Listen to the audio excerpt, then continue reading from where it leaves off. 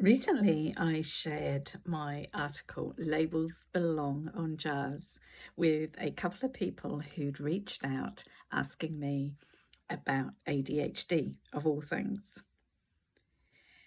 We love labeling ourselves and we love labeling other people, and it is fascinating to dig beneath the surface and ask ourselves, what purpose does a label serve us? So if we have a label on a jar, we know what's inside, right? Jam, jam's inside the jar. Peanut butter's inside the jar. We don't pick up the jam jar expecting to get peanut butter. Now, the issue that I have with labels, and lots of other professionals have with labels, is it doesn't necessarily serve the individual. We have to ask ourselves, what purpose does this label serve? Now, in my article, which please do reach out, I can send a copy to it. I will post a link to it as well. It's a blog article I wrote. In the article, I talk about the benefits and I talk about the risks associated with labels.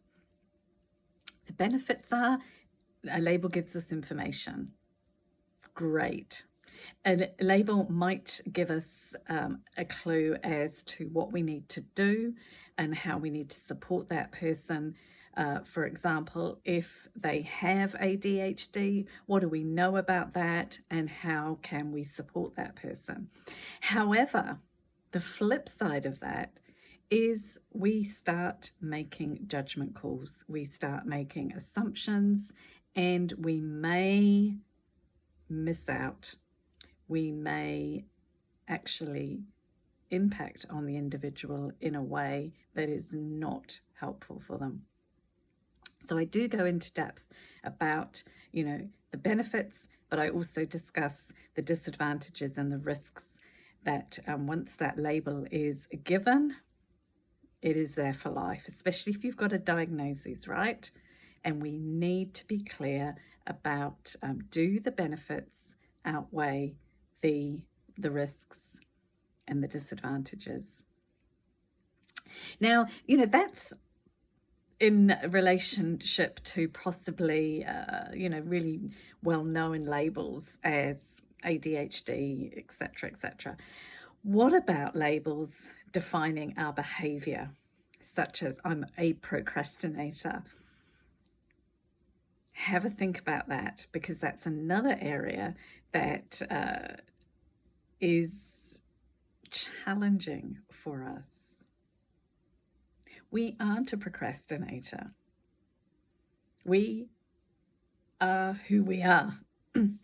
However, sometimes our behavior is we put things off, or we tend to behave in a way that is labeled procrastination.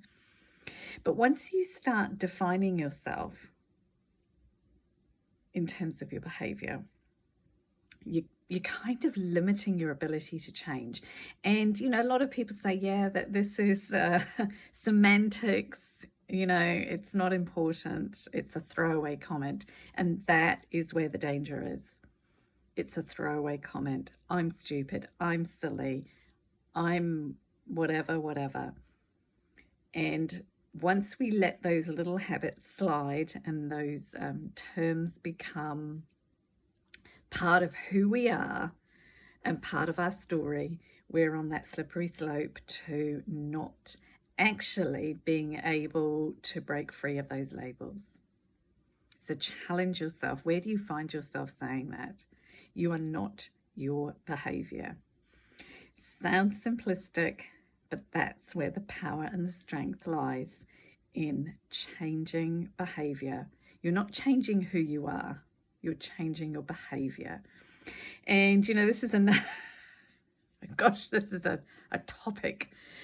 This leads on to that other thing of people saying, I need to find myself, I need to change who I am, I need to whatever. We are always growing, we are always expanding, but we are who we are. It's not about getting better or changing who we are. It's maybe changing our behavior. And it is an important distinction. Don't underestimate that. So hopefully that's given you some food for thought. And I will pop the link to my article because it's a challenging read if you find yourself stuck on labels. And yeah, look forward to catching up with you again soon.